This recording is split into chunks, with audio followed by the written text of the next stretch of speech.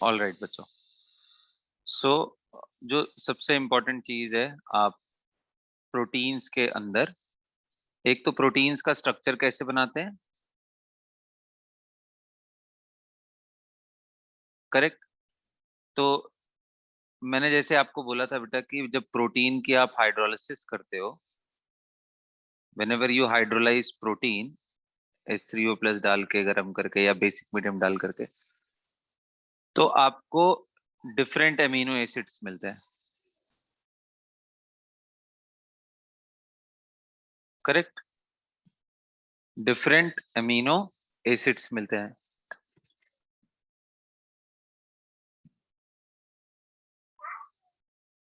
Correct. अब different amino acids में मैंने आपको बताया था कि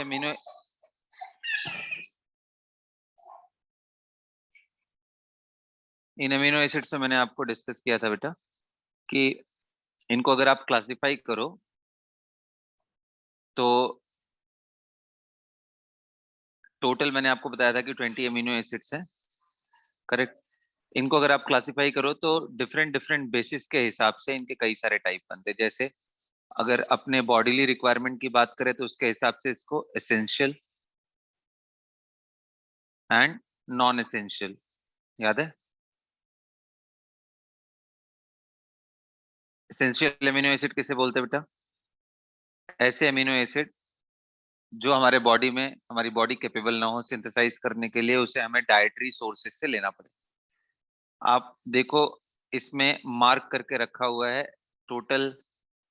ऐसे नॉर्मली 9 अमीनो एसिड होते हैं एसेंशियल, लेकिन एक ऐसा है जो कि अ, बच्चों के अंदर उनकी जरूरत होती है, एडल्ट्स के अंदर नहीं होती है, वो था अर्जिनिन, करेक्ट।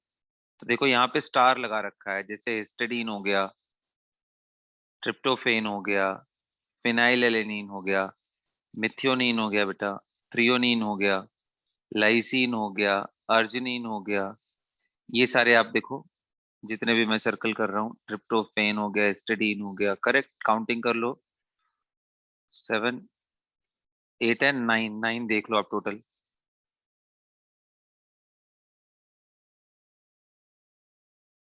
और एक और ये भी है, फिनाइलएलेनिन। तो ये थोड़ा सा डाउटफुल रहता है, लाइक आर्जिनिन एडल्ट्स एंड बच्चों में ये डिफरेंट है। बाकी 9 तो पक्का है, इसको कंसिडर करते भी हैं, कई बार नहीं, बट एनसीईआरटी में ले रखा है तो आप इसको भी ध्यान में रख के करोगे। तो ये था essential and non essential amino acids, right. अच्छा, इसके अलावा और क्या? तो क्लासिफिकेशन में हमने देखा था कि बेस्ड ऑन द स्ट्रक्चर्स, अगर हम स्ट्रक्चर्स की बात करें तो स्ट्रक्चर्स में कौन कौन से फंक्शनल ग्रुप हैं, किस तरह की चीजें आई हैं, उसके हिसाब से अगर आप ध्यान से देखने की कोशिश करें तो वो वाला भी एक क्लासिफिकेशन है, containing only hydrocarbon chain, right.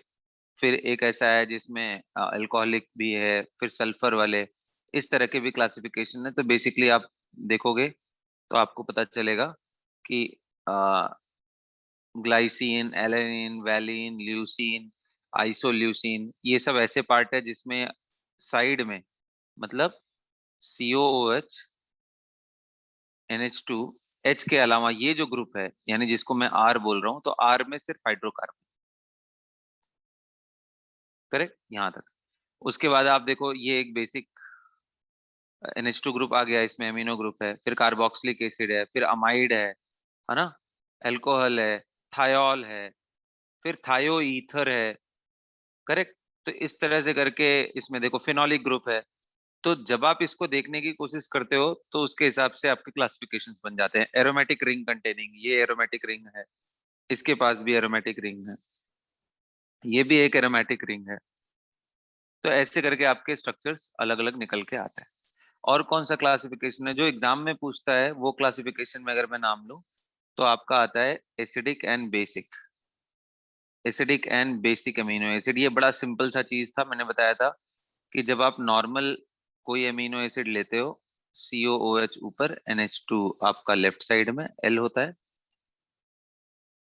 और यहाँ हाइड्रोजन और यहाँ पे R। तो नॉर्मल केस में आपका इसके अंदर 1 COOH एंड 1 NH2 मिलता है। लेकिन अगर आप आर ग्रुप में देखने की कोशिश करो तो कई कई बार एक्स्ट्रा COOH या एक्स्ट्रा बेसिक ग्रुप का मतलब होता है बेटा नाइट्रोजन या उससे बेटर बेस। तो अगर मुझे क्लासिफाई करना हो कौन एसिडिक है कौन बेसिक है ना, कौन एसिडिक है कौन बेसिक है, तो उस हिसाब से देखने की कोशिश करूं तो आपके सामने लिस्ट में खुद देख लो, ये एक बहुत ही अच्छा बेसिक ग्रुप है। आपको जब मैंने बेसिक स्ट्रेंथ पढ़ाया था तो इसमें इस मॉलिक्यूल के बारे में मैंने बताया था, this is the guanidine part, this is extremely basic.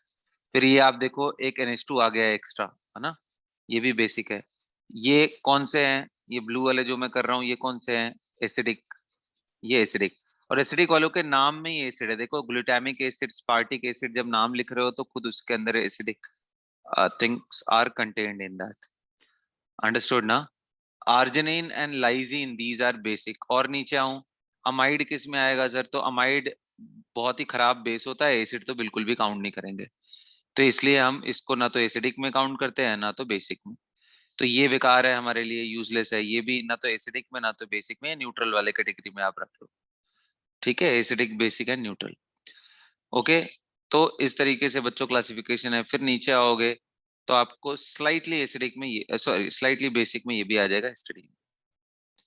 तो इस तरीके से थोड़ा सा ध्यान रखोगे आप लोग तो आपको उसके हिसाब से नाम इजीली याद आ जाएंगे। अब आती है बात कि सर चलो क्लासिफिकेशन तो हो गया ना, अब एक टर्मिनोलॉजी आती है जिसको हम लोग बोलते हैं आइसो इलेक्ट्रिक पॉइंट, जो मैंने पिछले क्लास में भी आपको बताया था, थोड़ा ध्यान से सुनोगे।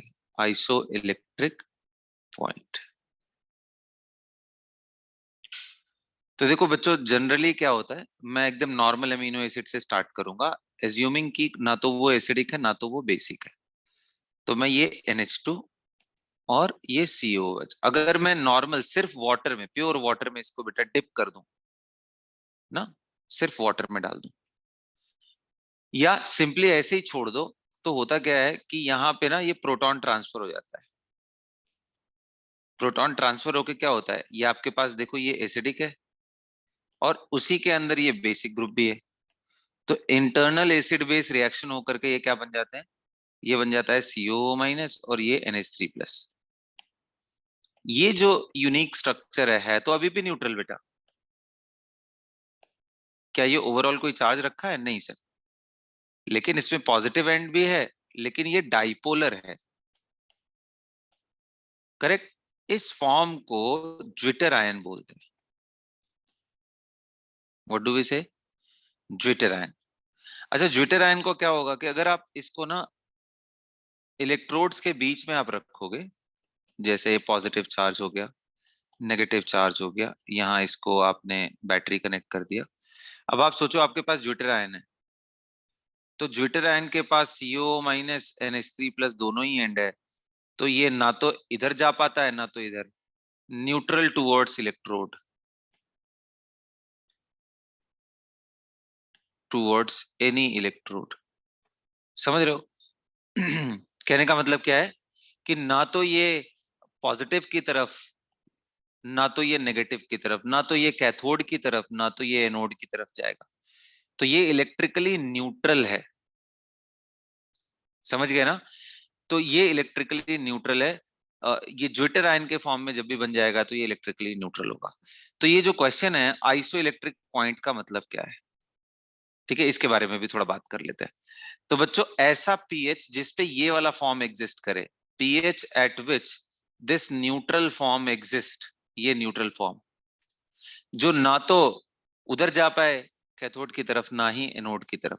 आप देखो यहाँ पे आइसो इलेक्ट्रिक मतलब दोनों तरफ के लिए इक्वल टेंडेंसी हो, या यूं कह लो किसी की तरफ टेंडेंसी ना हो। आ रहा है बात समझ में, बोलो।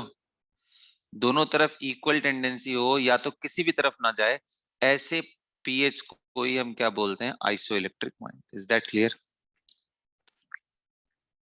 हाँ बोलो, अब बोलो भाई, ये सुनो, यस है ना। अब देखो इसके अंदर होगा क्या कि आइसो इलेक्ट्रिक पॉइंट निकालेंगे कैसे, ये क्वेश्चन आता है। तो आपको कभी भी स्ट्रक्चर दिया रहता है ना, तो इन दोनों के पीके वैल्यूज दिए रहेंगे। जैसे ये NH3+ है और ये CO- है, तो ये R ग्रुप है ना। इनका पीके वैल्यू दिया रहता है हमेशा। अब ये पीके वैल्यू का मतलब क्या है, पहले वो समझ लेते हैं।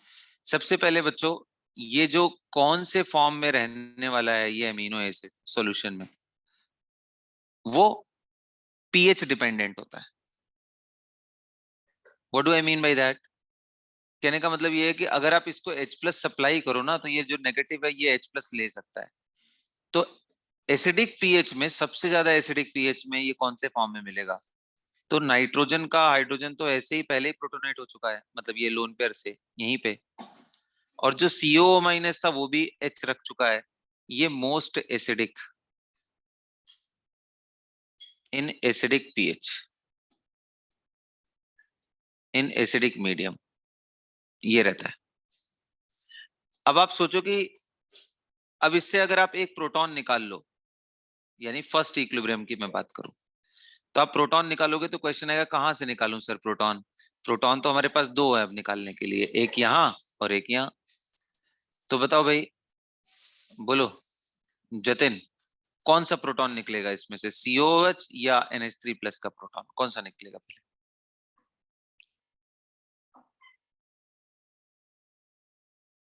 बोलो, what do you think? Carboxylic acid is going to lose its proton first or NH3+ is going to lose its proton first? Sir NH3। देखो अब ये यही समझना है, थोड़ा इंटरेस्टिंग है ये बहुत। आप ऐसे सोचो ना कि अगर आपके पास अमोनिया रहता और कार्बोक्सिलिक एसिड रहता, तो प्रोटॉन कहां से कहां जाता? कार्बोक्सिलिक एसिड से उसकी तरफ। बोलो भाई। Yes sir. तभी तो इसको एसिड बोलते हैं और इसको बेस बोलते हैं। तो ये आ यस। गया NH4+ और ये आ गया RCO-। तो अब खुद सोचो, इसका मतलब कि ये एंड ज्यादा एसिडिक है, RCOOH इज मोर एसिडिक, ये एसिड है ना। तो ये यहाँ स्ट्रॉन्गर एसिड की तरह बिहेव कर रहा है और ये यहाँ पे स्ट्रॉन्गर बेस की तरह बिहेव कर रहा है, तभी तो प्रोटॉन लेकर के इधर चला गया। तो यानी ये जो जनरेट है स्ट्रॉन्ग बेसिड का, स्ट्रॉन्ग बेस का ये कॉन्जुगेट एसिड, ये वीक होगा, वीक कॉन्जुगेट एसिड। बोलिए भाई। और ये क्या यस सर। होगा? Weak conjugate base. कहने का मतलब रिएक्शन हमेशा स्ट्रॉन्गर एसिड बेस से वीकर एसिड बेस की तरफ जाता है, क्योंकि कभी भी प्रोटॉन निकालने के बाद नया बेस जनरेट होगा, प्रोटॉन लेने के बाद नया एसिड जनरेट होगा। तो होने वाले लेफ्ट साइड राइट साइड दोनों तरफ एसिड बेस ही है, बट जो स्ट्रॉन्गर है वो अपना हमेशा काम करेगा। तो यहाँ से प्रोटॉन इधर से इधर ट्रांसफर हुआ और इस तरह से कुछ स्ट्रक्चर बन गया। आ गया बात समझ में? तब एक बात बताओ, कभी भी प्रोटॉन इधर से निकल के इसके पास आएगा क्या? लाइक NH4+ से निकल के इसके पास नहीं आएगा। गॉट इट ना? बोलो। Yes sir. तो इसका मतलब ये है कि अब अगर मुझे कंपेयर करना हो ये वाले पार्ट में RCOOH NH4+ में, तो अब बताओ कौन ज्यादा एसिडिक है? Which is more acidic? ये देखो स्ट्रॉन्ग एसिड है इसके कंपैरिजन में, और ये वीक कॉन्जुगेट एसिड है। तो कभी भी आप ये सोचो कि ये दोनों अगर आपके पास प्रेजेंट हो, तो कार्बोक्सिलिक एसिड ही अपना H+ आयन निकालने वाला है ना। अच्छा, एक और तरीका है इसको कंपेयर करने का, वो ये है कि कार्बोक्सिलिक एसिड का हमें मालूम है Ka वैल्यू होता है 10⁻⁻⁵, और जो अमोनिया होता है उसको H+ आयन डोनेट करने की जो टेंडेंसी है, मतलब NH4+ बनाने की टेंडेंसी है वाटर के साथ ना, अमोनिया प्लस वाटर। तो ये NH4+ होता है और ये OH-। इसका जो Kb वैल्यू है बेटा, वो होता है 10⁻⁵ -6 के ऑर्डर का, ये Kb है। तो इसका मतलब रिवर्स की मैं बात करूं, यानी अमोनियम आयन का Ka की मैं बात करूं कि वाटर को ये अपना H+ आयन ट्रांसफर करे और खुद अमोनिया बन जाए, ये H3O+ बन जाए, तो इसका Ka वैल्यू कितना होगा? याद करो, मैंने आयनिक में आपको बताया था Kw बाई Kb। ये Kw कितना होता है? -14। Kb कितना है बेटा? -5। मिला दोगे तो कितना आ गया? ये -9। कहने का मतलब ये है बेटा कि अमोनिया का जो एसिडिक स्ट्रेंथ में Ka आ रहा है वो कितना आ रहा है अमोनियम आयन का -9। तो अब तो क्लियर हो गया कौन बेटर एसिड है, कौन बेटर एसिड है बोलो। Carboxylic carboxylic. Acid, yes carboxylic. तो कार्बोक्सिलिक एसिड अगर अच्छा एसिड है तो बेटा पहला जो H+ आयन है वो कार्बोक्सिलेट से निकलता है, इसको बहुत अच्छे से दिमाग में सेट कर लो। तो यहाँ R हो गया, यहाँ H हो गया, N+H+ आयन। इसको Ka1 या फिर अगर pK ले लिया तो इसको pKa1 बोलते हैं। बोलो यहाँ तक क्लियर है। अब आपको यस सर। याद है मैंने आपको बोला था कि बेटा अगर ये दोनों कोएग्जिस्ट करें, ये और ये दोनों का कंसंट्रेशन ठीक ठाक हो तो एक बफर बन जाएगा, क्योंकि ये वाला फॉर्म क्या है एसिड और ये इसका क्या है कॉन्जुगेट बेस। देखो ना ये Ha की तरह है और ये Ha- की तरह, इजंट इट। अरे भाई प्रोटॉन निकला है ना इसका, ये देखो। तो क्या इसके केस में पीएच का एक्सप्रेशन मैं लिख सकता हूं pKa1 plus log of conjugate base Cb upon acid? Can I write like this? बोलो बच्चा। Yes sir. ठीक इसी तरीके से इसका जो सेकंड स्टेप है, सेकंड स्टेप का मतलब अब एक बार ये बन गया है, अब इसको मैं ब्रेक करूंगा। तो अब बताओ अगर ये बन गया है तो अब कौन सा प्रोटॉन निकलने वाला है लेफ्ट साइड से। तो जब अब लेफ्ट साइड से निकलेगा तो ये NH2 बन जाएगा, न्यूट्रल हो गया। और ये क्या बन गया CO- और इधर क्या आ गया H और इधर क्या आ गया, ये क्या होगा +H+ आयन। इधर क्या आएगा Ka2। तो क्या इस केस में अगर ये दोनों को एग्जिस्ट करें तो इसका पीएच क्या मैं ऐसा बोल सकता हूँ pH will be equal to pKa2 plus log of ये conjugate base upon acid. Can I say like this guys? Yes sir. Correct. तो आप देख रहे हो अगर मैं इसको कंपेयर करूं तो can I compare this with amphiprotic anion, क्योंकि ये एक ऐसा है जो अभी आयोनाइज भी हो सकता है और इसके पहले वाला पार्ट भी था इसमें, मतलब कि ये हाइड्रोलिसिस भी कर सकता है वाटर का CO- वाले एंड से। क्या बोल सकता हूं? तो याद करो एम्फीप्रोटिक अकेला अगर सिर्फ यही आ जाए, सिर्फ यही बीच वाला, यानी कि सिर्फ ये स्पीसीज बन जाए एम्फीप्रोटिक वाला, एम्फीप्रोटिक बोले तो CO- एंड NH2+। तो इसके केस में पीएच याद करो मैंने आपको बताया होगा कि जब ये फॉर्म बचता है तो पीएच इज इक्वल टू क्या बोलते हैं pKa1 प्लस pKa2/2 एवरेज। याद आ रहा है कुछ एम्फीप्रोटिक एनायन के केस में? बोलो। तो ये देखो अगर नहीं भी ध्यान आ रहा हो तो मैं इतना बोलूंगा कि अभी एकदम फिलहाल सेट कर लो। अगर आपको ये फॉर्म चाहिए, प्योर यही फॉर्म हो सॉल्यूशन में, बाकी कोई और नहीं हो, तो आपका पीएच कितना आएगा pKa1 प्लस pKa2/2। अगर आपका ये फॉर्म दिया है, ये फॉर्म दिया है, इसका कंसंट्रेशन C1 इसका C2, तो ये फॉर्मूला लगा दो pH is equal to pKa2 log C2 upon C1। अगर आपको ये फॉर्म दिया हो सॉल्यूशन में और ये फॉर्म दिया हो और पूछे पीएच, तो आप लगा दो pH is equal to pK1 plus log conjugate base, यानी इसका कंसंट्रेशन डिवाइडेड बाई ये कंसंट्रेशन। और अगर आपको ये बोलता है कि बताओ अगर सॉल्यूशन में सिर्फ यही हो तो पीएच क्या होगा, मतलब ये फॉर्म कौन सा फॉर्म बेटा, ये ज्विटर आयन फॉर्म। देखो NH2 plus NH3 plus and CO-, zwitter ion form का, तो pKa1 प्लस pKa2/2। तो यही चीज मैं एक्सटेंड कर रहा था। इंटरेस्टिंग ये होता है इसी पीएच को ही आइसो इलेक्ट्रिक पॉइंट बोलते हैं, क्योंकि ये वैसा पीएच है जिसपे यही फॉर्म 100% एग्जिस्ट करेगा। अब आ गया बात समझ में मैं क्या समझाने की कोशिश कर रहा था उस दिन? Did yes you sir. Get that? है ना? तो इस बात का ध्यान रखना। अब क्वेश्चन टफ कब होगा? क्वेश्चन टफ तब होगा बेटा जब इस आर ग्रुप के अंदर भी मान लो COOH टाइप में कोई एक एडिशनल ग्रुप आ गया, तो उस समय क्या मिलेगा आपको पता है? आपको मिलेगा ये pKa1, ये मिलेगा pKa2, ये मिलेगा pKa3। मैं A2 A3 A3 क्यों बोलूं, मैं वैल्यू लिख दे रहा हूं ना। मान लो ये दे दिया 5.2, ये दे दिया है ना। से फॉर एग्जांपल ये दे दिया 5.6 और ये दे दिया 9.1, ऐसा दे दिया। अब आपसे पूछेगा बताओ आइसो इलेक्ट्रिक पॉइंट बताओ। तो जब आपके पास सिर्फ यही रहता, यहाँ COOH NNH3 प्लस और इधर कुछ भी नहीं रहता, तो एक तो ये बनता pKa1 और एक ये बनता pKa2, और इन्हीं दोनों का आप एवरेज ले लेते, आपका आंसर आ जाता pKa1 प्लस pKa2/2। आ रहा है बात समझ में? लेकिन प्रॉब्लम कब आएगी जब तीन तीन देगा, तो समझ नहीं आएगा एवरेज किसका लूं मैं, इसका एवरेज ले लूं या इसका एवरेज ले लूं या फिर इन दोनों का एवरेज ले लूं, आखिर क्या करूं।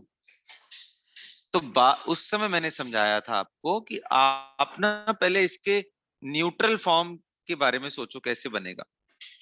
तो अभी ये क्या है, ये फॉर्म कौन सा फॉर्म है देखो ध्यान से, तो this is unipositive ion, isn't it. ये किधर अट्रैक्ट होगा बेटा, ये किधर अट्रैक्ट होगा, टुवर्ड्स कैथोड, जहां पे पॉजिटिव है ना, तो ये कैथोड की तरफ जाएगा। बोलो, कैथोड अट्रैक्ट्स कैटायन ना, बोलो भाई। Yes, sir. तो ये इधर जाएगा। अभी मान लो, अब मैं एक काम कर रहा हूँ कि सबसे पहले इसमें अब ये पीके वैल्यू देख करके बताओ सबसे पहले कौन आयोनाइज होने वाला है। अगर मैं नंबरिंग कर दूं, नंबर 1 सॉरी ABC में बोल दूं ABC, तो सबसे पहले कौन सा H+ आयन निकल के आएगा, A या B या C? A. सबसे पहले A, क्योंकि भाई पीके देखो 5.2 है, इसका मतलब K सबसे ज्यादा इसी का है, तो सबसे पहले ये निकलेगा। तो यानी अगला फॉर्म कौन सा बनाओगे आप, pKa1 यहाँ लिखोगे और ऊपर क्या लिखोगे, COO- और NH3+। अब बताओ क्या ये ज्यूटर आयन बन चुका है, बोलो जल्दी बोलो, क्या ये ज्यूटर आयन बन चुका है? देखो ना इसको यार, ज्यूटर आयन है क्या नहीं है?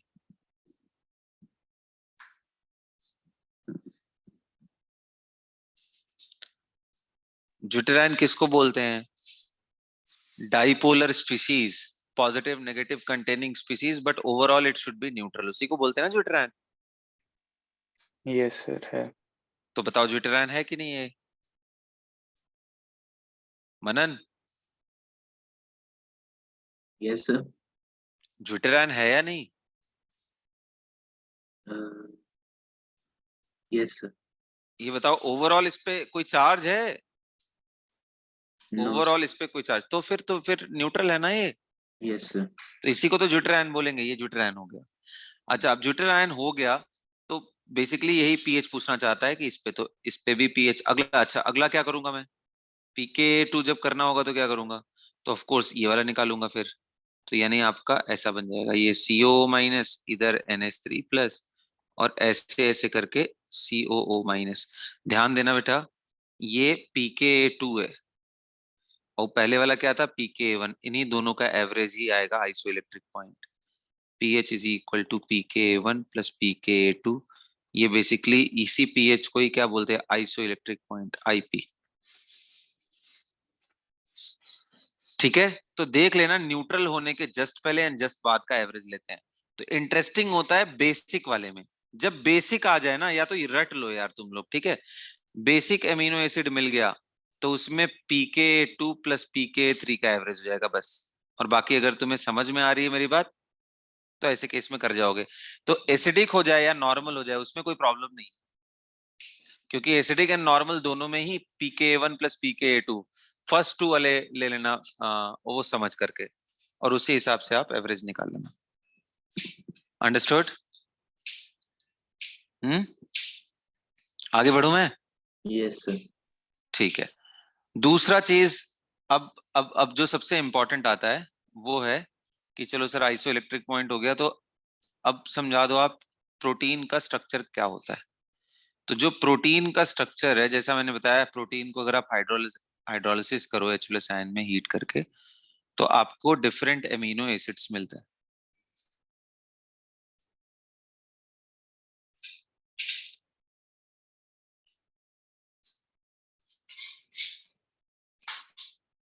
है ना, डिफरेंट एमिनो एसिड्स। तो इनके स्ट्रक्चर के बारे में बड़ा क्वेश्चन पूछता है। तो जब एकदम सिंपलेस्ट फॉर्म में आ जाओ, तो खूब सारे एमिनो एसिड है, लेकिन ये प्रोटीन में अगर आपने सीक्वेंस चेंज कर दिया अमीनो एसिड के कॉम्बिनेशन का तो बिल्कुल ही अलग प्रोटीन बन जाएगा। मैं इसका सबसे छोटा एग्जांपल लेने की कोशिश करूंगा। Let us consider 2 amino acid. कौन कौन से बेटा? एक मैं ले ले रहा हूं आपका, कौन सा? ध्यान रखो, COOH को राइट में और इसको लेफ्ट में हमेशा लिखा जाता है। फ्री एंड में आपका लेफ्ट छूटा रहना चाहिए। ये कौन सा नाम है बेटा? ये ग्लाइसिन है, बोलिए। और मैं दूसरे तरफ ले ले रहा हूं एलेनिन। एलेनिन में क्या करूं? एक तरफ H, एक तरफ CH3। Can I say like this? बोलिए, can I say like this? बोलो भाई, ये एलेनिन है कि नहीं? Yes, sir. तो इसका शॉर्ट फॉर्म क्या होता है? ग्लाई। इसका क्या होता है बेटा? एला। ये याद करवाया था मैंने आप लोगों को ना। Yes, sir. ये ग्लाई है एंड ये एला। तो मान लो कि लेट अस कंसीडर, हालांकि ये प्रोटीन नहीं बनेगा क्योंकि प्रोटीन के लिए काफी सारे अमीनो एसिड एक साथ कंबाइन करने चाहिए। मैं सिर्फ 2 को कंबाइन कर रहा हूँ।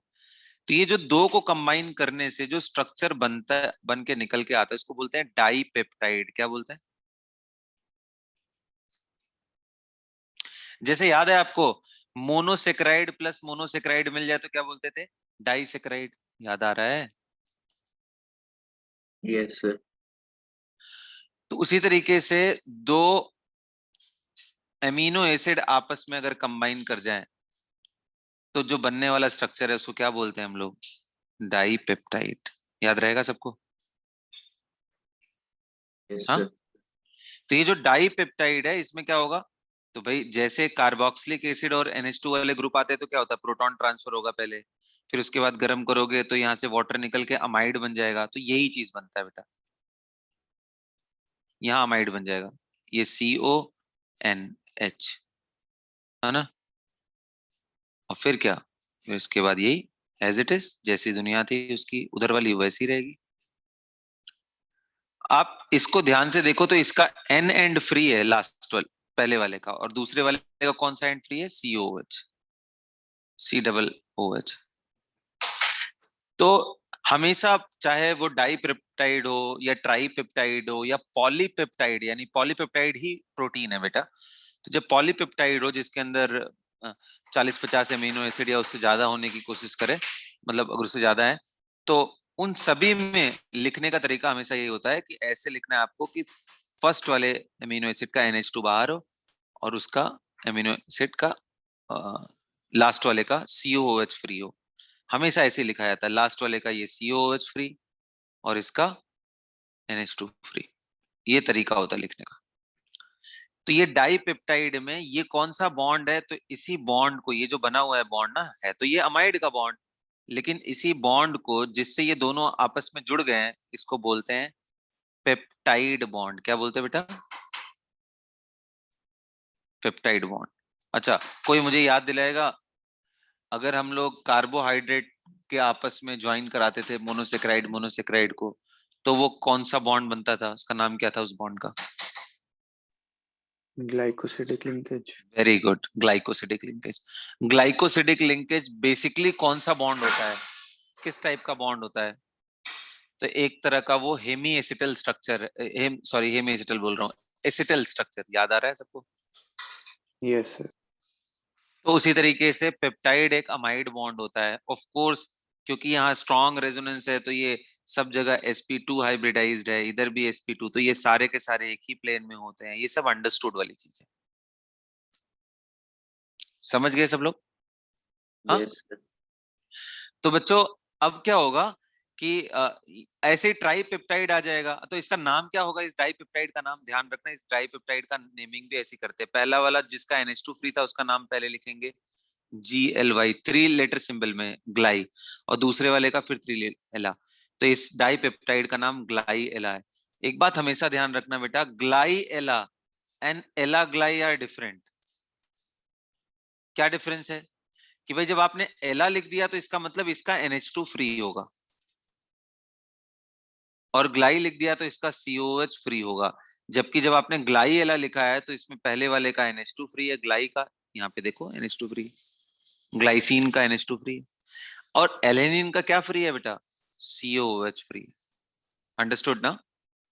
तो ये दोनों अलग अलग हैं। ये भी क्वेश्चन पूछता है एग्जाम में कि ये दोनों में क्या डिफरेंस है, तो आप बोलोगे कि दोनों के NH2 अलग अलग हैं।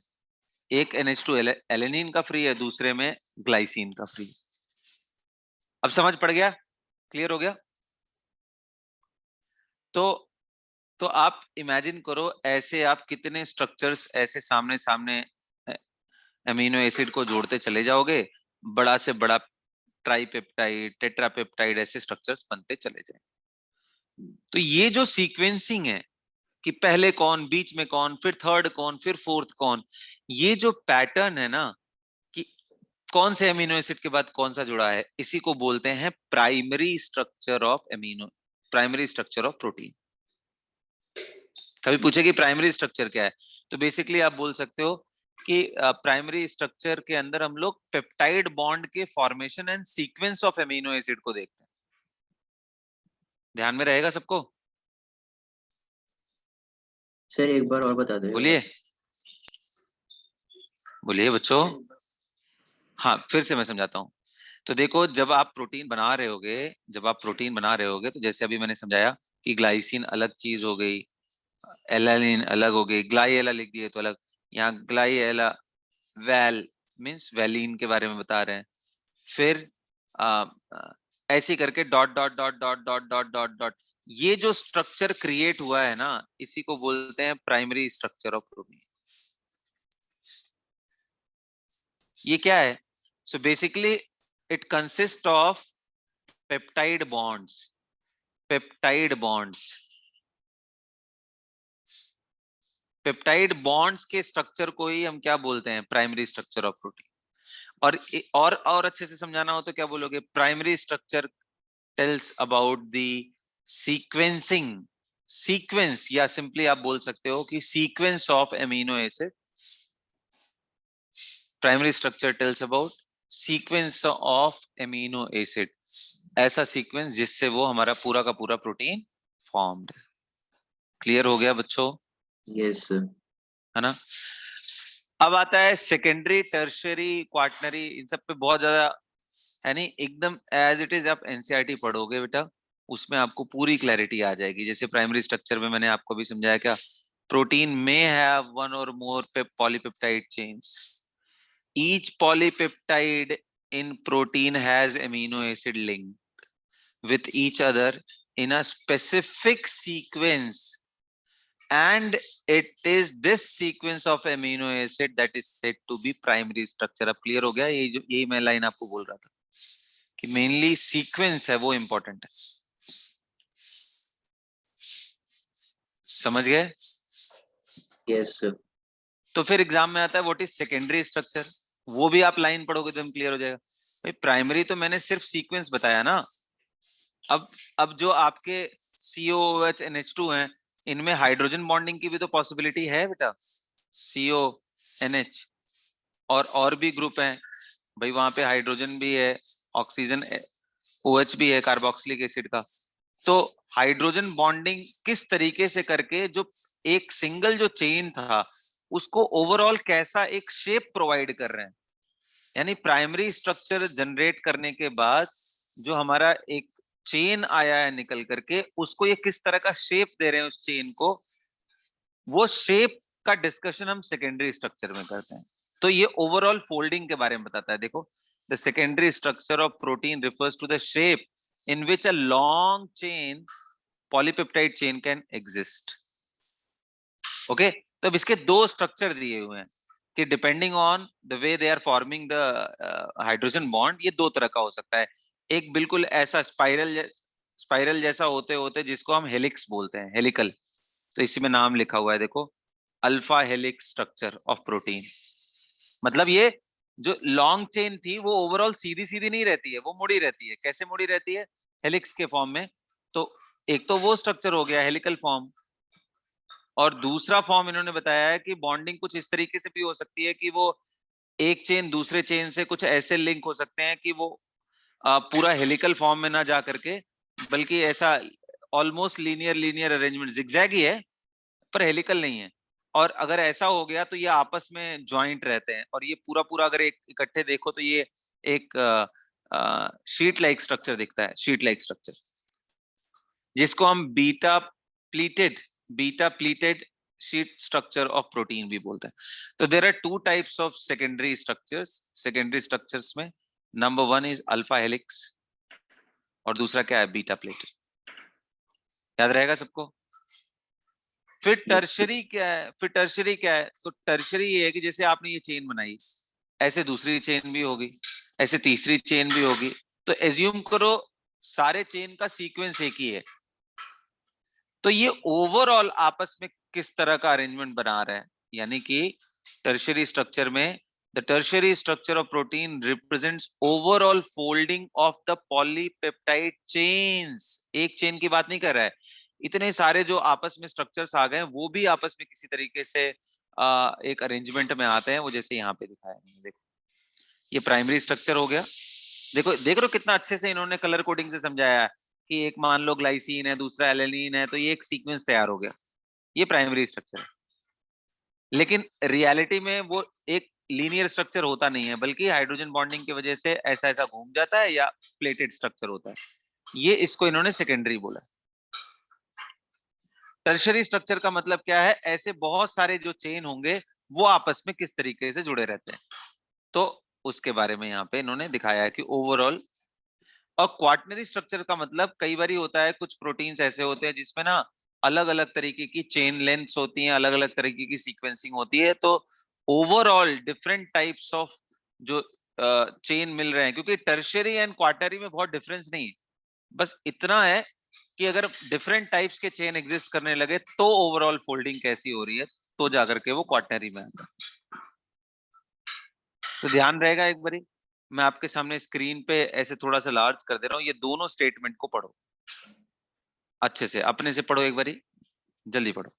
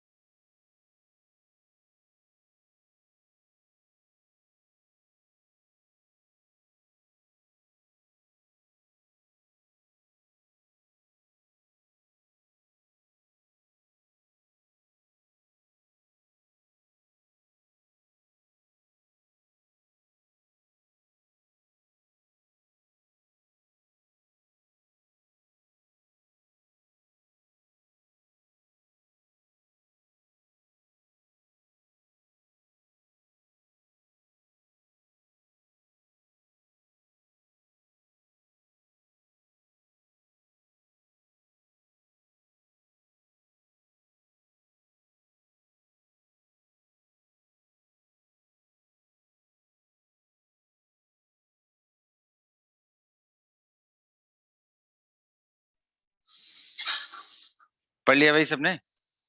Yes sir.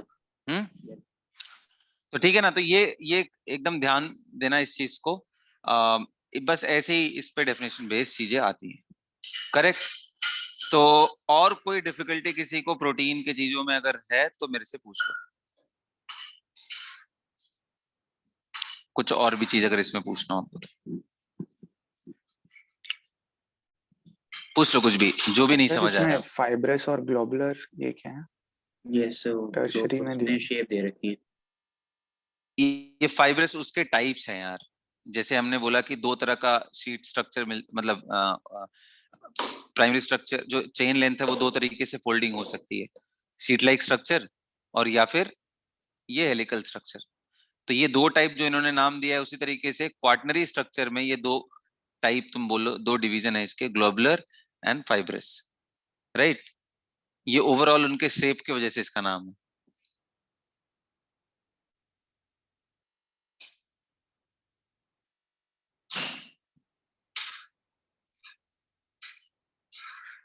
ठीक है, और हो गया इतना, मैं आगे बढ़ता। वैसे इन सब के बारे में मोस्टली क्वेश्चन अगर पूछोगे तो बोर्ड वगैरह में आता है या बायो वगैरह डिपार्टमेंट में जब जाते हैं बच्चे बायोलॉजी में, तो उसमें और ज्यादा डिटेल में पढ़ना पड़ता है इसके बारे में।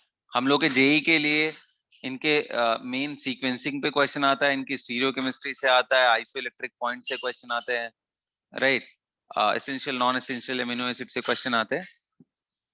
बाकी इनकी और डिटेलिंग और भी बहुत कुछ होता है प्रोटीन के अंदर, हमें बहुत प्राइमरी लेवल पे ले जाकर के छोड़ दिया। तो इनका डेफिनेशन एज इट इज दिमाग में रखो, चीजें जो भी बननी होंगी वहीं से बनेंगी। अब आगे बढ़ते हैं। एक टॉपिक आता है डी नेचुरेशन, डी नेचुरेशन ऑफ प्रोटीन, जैसे बोलते हैं ना डी नेचर्ड हो गया प्रोटीन, इसका क्या मतलब होता है? What is the meaning of D नेचर्ड protein?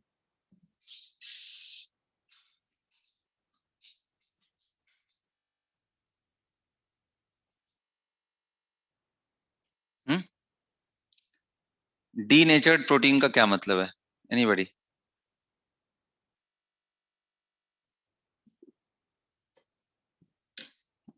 देखो मैं अगर बहुत सिंपल तरीके से बताऊं तो याद करो, जैसे एग होता है बेटा,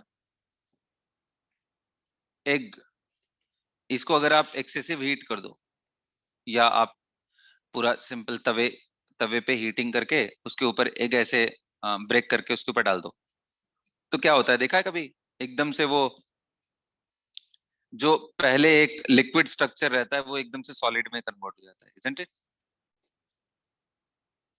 बोलो भाई। Yes, sir. लिक्विड से सेमी सॉलिड सॉलिड वाले स्ट्रक्चर की साइड में जाता है ना वो, तो वो जो प्रोसेस है, मतलब हीटिंग से जो उनके जो स्ट्रक्चर्स हैं वो ब्रेक डाउन कर जाते हैं। कौन से? जो आगे वाले स्ट्रक्चर है, प्राइमरी स्ट्रक्चर नहीं बेटा, प्राइमरी स्ट्रक्चर इंटैक्ट रहता है। ये भी क्वेश्चन पूछता है कई बार, डीनेचुरेशन में क्या होता है, तो इसको एक बार पढ़ो। Protein found in biological system with a unique three-dimensional structure and biological activity is called a native protein, right? Right. When a protein in its native form is subjected to a physical change like change in temperature or chemical change like change in pH, the hydrogen bonds are disturbed. कौन से hydrogen bond की बात कर रहा है बेटा? ये वाले हाइड्रोजन बॉन्ड जो यहाँ पे बन रहे थे।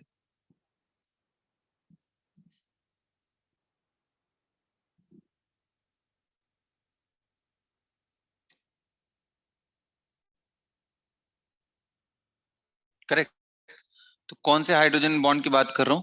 वो हाइड्रोजन बॉन्ड जो यहां बन रहे थे, ये, या ये हाइड्रोजन बॉन्ड, इनकी बात हो रही है। मतलब इंट्रामोलिकुलर आप बोल लो, या फिर इंटरमोलिकुलर जो हाइड्रोजन बॉन्ड्स के फॉर्मेशन हो रहे थे, मैं उनकी बात हो रही है कि ये ब्रेक हो जाते हैं जब भी इनको हीटिंग किया जाता है। तो देखो एक बार फिर से लाइन पढ़ते हैं हम लोग।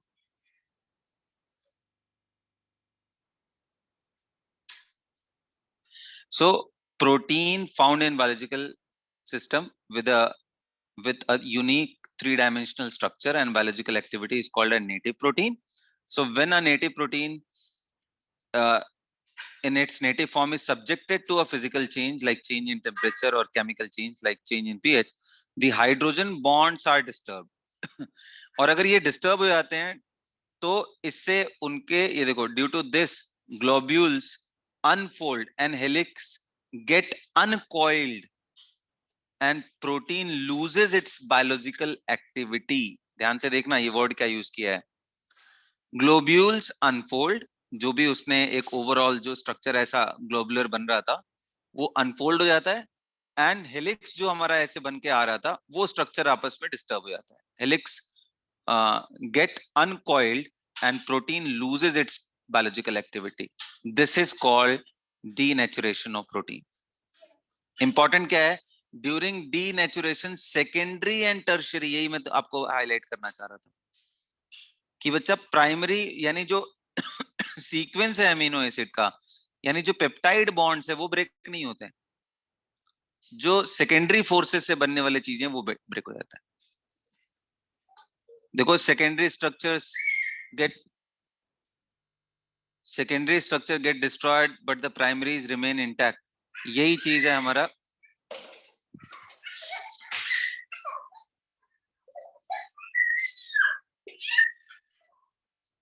अंडरस्टूड, समझ पड़ गया? बोलो।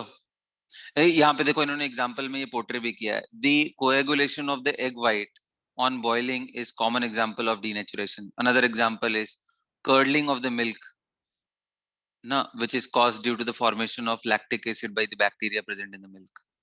दूध जब कभी खराब हो जाता है, देखा होगा, तो अजीब सा वो सेमी सॉलिड स्ट्रक्चर में कन्वर्ट हो जाता है, राइट? तो ये सारे एग्जांपल्स हैं डीनेचुरेशन ऑफ प्रोटीन के। बोलो, क्लियर है यहाँ तक? तो जो सबसे इंपॉर्टेंट लाइन थी कि भाई प्राइमरी स्ट्रक्चर चेंज नहीं होता है, यानी ये जो हमारा ग्लाई, एला, वेल, सर इनके बीच में जो बॉन्ड्स थे ये ब्रेक नहीं होते। हाँ बोलो। सर मैत्री को एडमिट कर लीजिए। ठीक है, कर ले रहा हूँ।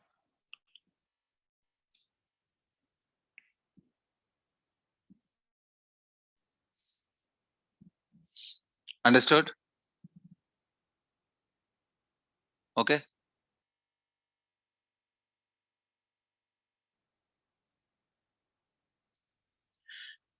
चलो ग्रेट। अब इसके बाद देखो एंजाइम्स के बारे में भी पूछता है एग्जाम में, राइट? बट इन पे बहुत क्वेश्चन बनते नहीं है, लेकिन एक रीडिंग तो हमेशा हो जानी चाहिए आपकी, वो बेटर है। देख लो, आपको इतने ही लाइन में खत्म कर दिया एंजाइम्स के बारे में, है ना? सो एंजाइम्स होते क्या है? तो ये जो हमने, याद करो, नॉर्मल केस में हम क्या बोलते हैं कि जैसे अल्कीन का रिएक्शन कराना हो हाइड्रोजन के साथ तो ऑटोमेटिक होता नहीं है। आप चाहे नॉर्मली छोड़ दोगे तो आपको ऐसे आके ज्वाइन नहीं होगा, क्योंकि दोनों का बॉन्ड काफी स्ट्रांग है और दोनों में कोई इलेक्ट्रोफिलिक न्यूक्लियोफिलिक टाइप में स्पीशीज नहीं है कि जो एक दूसरे पे ऑटोमेटिक अट्रैक्ट हो जाए। तो इसके लिए याद करो, मैंने बोला था एक तो तरीका है कि आप टेम्परेचर अप कर दो और साथ में कैटलिस्ट रख दो। तो अगर आप ऐसा करते हो तो जाकर के ये दोनों ज्वाइन करके ये बनते हैं। तो ये प्रोसेस में जो कैटलिस्ट यूज होता है वो मेटेलिक होता है, जैसे प्लैटिनम हो गया या फिर इनके ऑक्साइड्स वगैरह, जो मैंने आपको बहुत सारे कैटलिस्ट के बारे में बताया था रिडक्शन कराते समय। तो ठीक उसी तरीके से बच्चों, एंजाइम्स भी एक तरह के कैटलिस्ट होते हैं जो हमारे अंदर, यानी हमारे बॉडी के अंदर होने वाले रिएक्शन को कैटलाइज करते हैं। तो enzymes are basically biocatalyst, आप बोल सकते हैं। अंडरस्टूड? जैसे देखो, जो माल्टोज है वो हमारे बॉडी में माल्टेज के प्रेजेंस में ब्रेक डाउन होकर के ग्लूकोज में कन्वर्ट होता है ना। तो यहाँ जो माल्टेज है, this is enzyme basically, correct? देखो यहाँ पे वर्ड लिखा भी है, बायो कैटलिस्ट,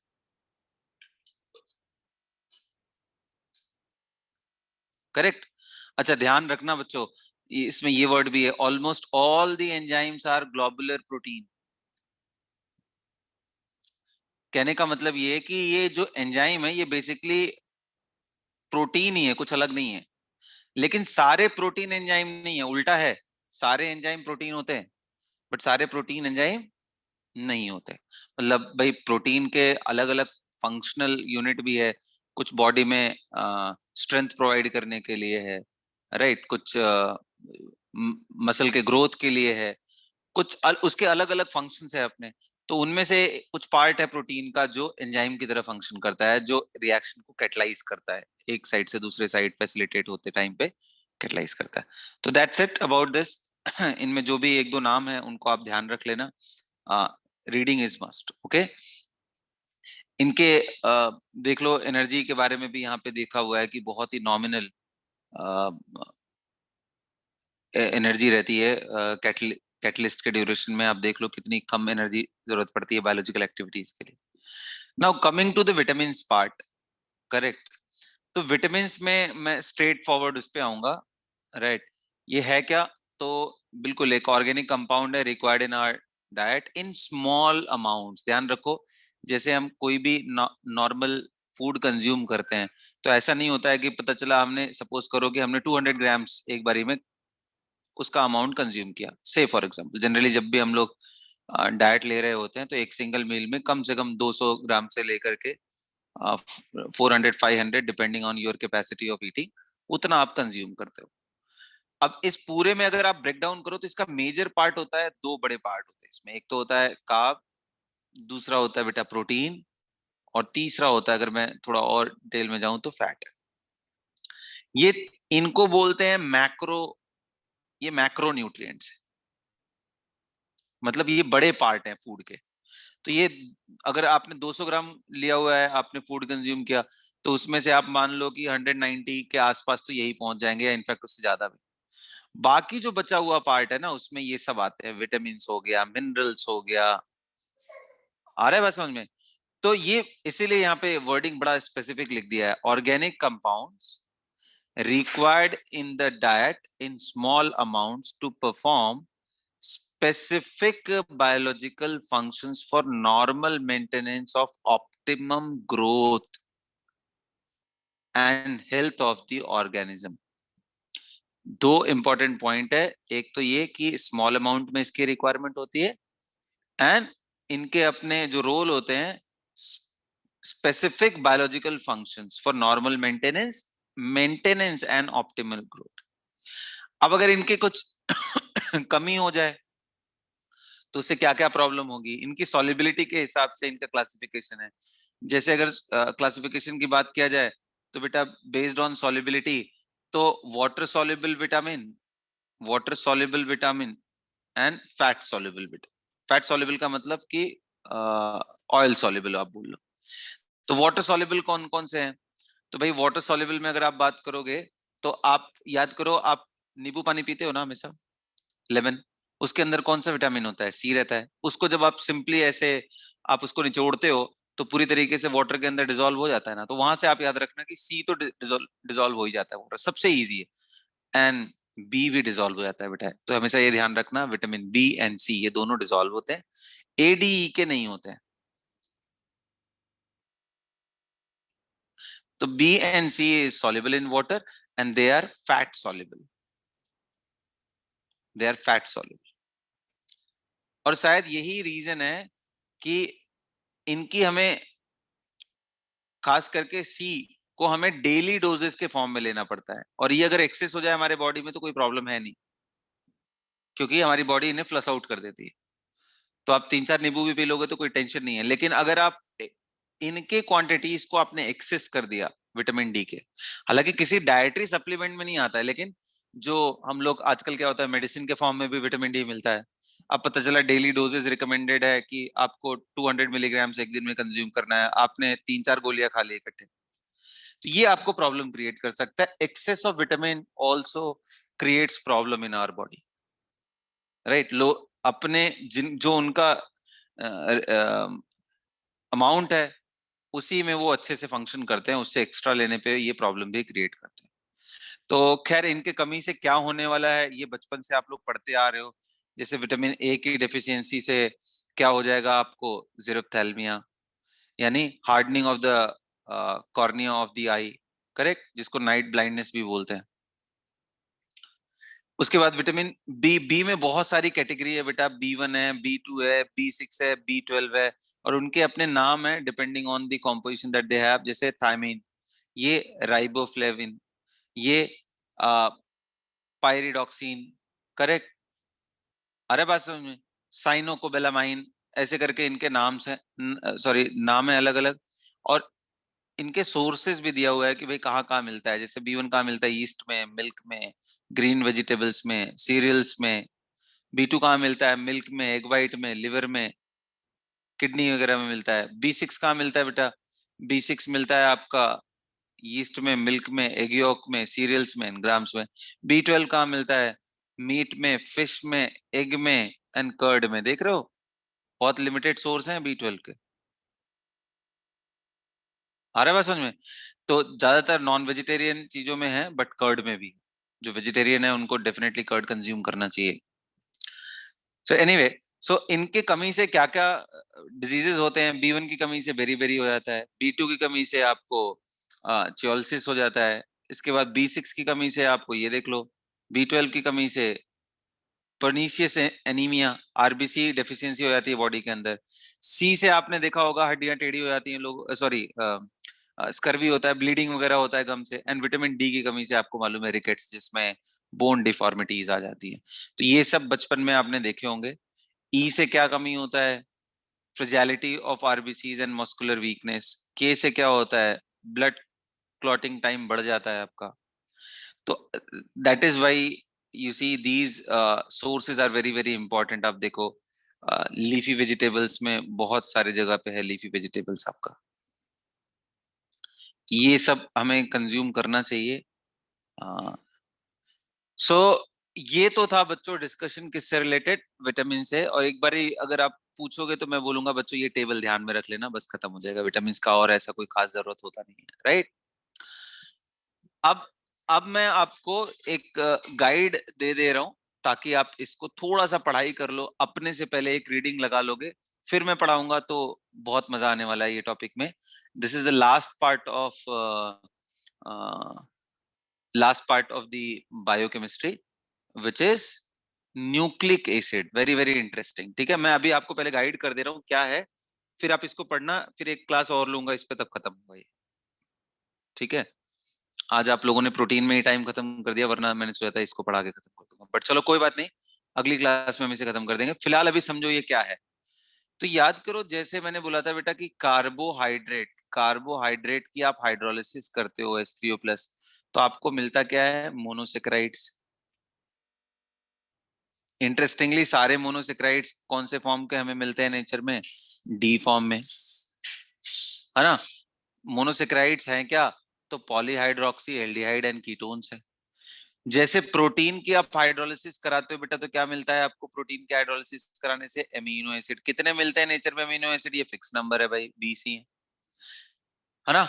उसी तरीके से बच्चों ये जो सेल है, सेल हमारे बॉडी का जो सेल है, उसके अंदर जो इंपॉर्टेंट जेनेटिक इंफॉर्मेशन लिए रहता है, यानी न्यूक्लियस। और न्यूक्लियस के अंदर बेसिकली एक कंपोनेंट है जो आपका जेनेटिक इंफॉर्मेशन इधर से उधर ट्रांसफर करता है, बट मैं पूरे न्यूक्लियस को एक साथ डील करना चाह रहा हूं। तो ये जो न्यूक्लियस के अंदर जो मटेरियल्स है ना, अगर आप उनकी हाइड्रोलिसिस कराओ,